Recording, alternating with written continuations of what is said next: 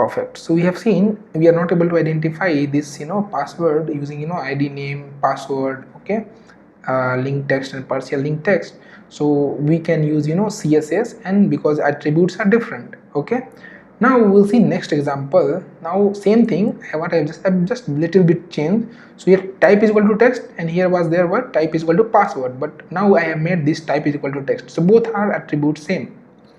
Okay, so in this case if you see I can't use id, name. I want to identify still what this text, password field only, but this is again what text.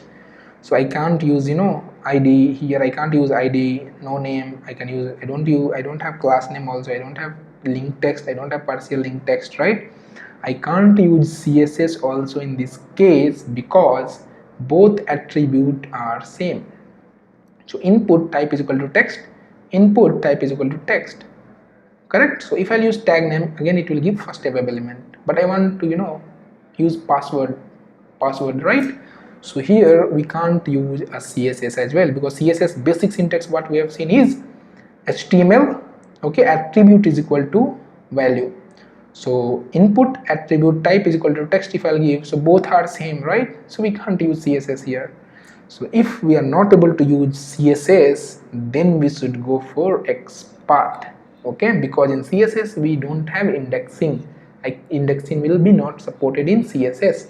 So we'll go for Xpath and we'll see if I'm using Xpath how to identify this. Okay, so here I'll see, so control F, okay. So first of all we will see just basic Xpath, absolute Xpath, okay, single slash. Okay, I'll start with html, okay, html, very small example I'm taking so that you'll be easily able to understand. Okay, so html, so I'm here, okay, I'm here. Now I can navigate to head, or either I can navigate to body. So where my web elements are there, so in body it is there, right? So I can navigate to body. Okay, so html slash body. See, now where I am in body. Now from body where I want to go, so input, so I'll give slash input. So see, I'm able to go to the input. So if you'll see here, two inputs are there, okay, two inputs are there. So now I can identify by using indexing, because Xpath indexing will be supported. So if I use indexing like here, I can use 1. If I use 1, so I am able to identify what username. If I'll give 2, I will be able to identify password. So see how easy it is if you are using Xpath. So as of now what we are using is absolute Xpath. So again, Xpath is very important topic of locators. So entire locators, this is Xpath is very important. So we are going to see all the Xpath whatever we have. So all the Xpath we'll see one by one. Okay, perfect. So we'll see here. So as of now this is just for absolute Xpath for your knowledge, so that if CSS you are not able to identify, I can use Xpath and I can identify. So this is absolute Xpath. So I'll just copy it, I can go to my program. This time what I'm trying to use is Xpath. Okay, so these are the different basic example I have given. Okay, you'll see this anyhow. So this is password again. So I am using Xpath. So by.xpath. So I'll just pass this Xpath whatever I have written here. Okay, single slash. So absolute Xpath this is, okay, don't worry, we'll not use the absolute Xpath in real time, but just for example I have given. Okay, as of now I am able to identify this HTML web element by using Xpath. So I'll run. Now this will work same as how it was working. So I can able to identify now password and send to the text. So see, I'm able to send the text to the password. So this is how it will work in real time. Perfect. So let me summarize this. So now we have seen all the locators: tag name, id, name, class name, link text, partial link text, and CSS and Xpath. We have seen if nothing is there, I can use tag name. If multiple tag name will be there, if id is there, I can take id. If id will not be there, I can take name. If name is not there and class name is unique, I can take class name. If it is a link, if id name class name is not there, if it is a link and text is given to that link, so I can use link text. If I want to identify that link text by using partially substring, I can use partially link text.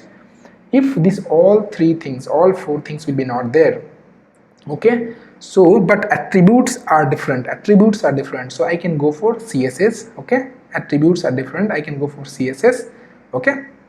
But if attributes are also same, if two elements and both attributes are same, like here we have seen some example, wait, let me explain you once again. So here see, both attributes are same, so here I can't use css as well, because both are having the same attributes, okay, username and password both are having the same attributes, so I can't go for css as well. So in this case, what we'll go for, we'll go for Xpath, okay. So we have got to know the basic idea, what is this locator, when we should go for what, correct, when we should go for what, and why we should go for what, right? So basic, I think so you have understood the concept. Now in real time, mainly three things we are gonna to use, okay. One is id, that you already know how to use id, another is css, and another is Xpath. So now this id is only just whatever we have seen, no deep, okay. Now we'll see how to identify by using what, different css selector, how to identify by Xpath with different types. So Xpath again is very huge topic. We'll see absolute Xpath, relative Xpath. Again in relative Xpath we have lots of concept, okay. So ongoing we'll see all those things one by one. We'll be having a separate lecture for entire css selector, okay, how css selector work, what are the different things we can do with css selector, what and all advantage is there for css selector, okay. CSS selector is very faster, but still why we are not using it, okay. So we'll see all those things, okay. Then we'll see Xpath, all the Xpath is, okay. So this is how, okay, this is my approach is. So I just tried very basic my HTML by designing my very basic HTML design, so that you will understand easily by using this is small HTML, and you can prepare yourself this by using Notepad, and you can see all those things, and you can correlate when to use what and when we should not use what. Perfect. Hope this is helpful, and see you in the next.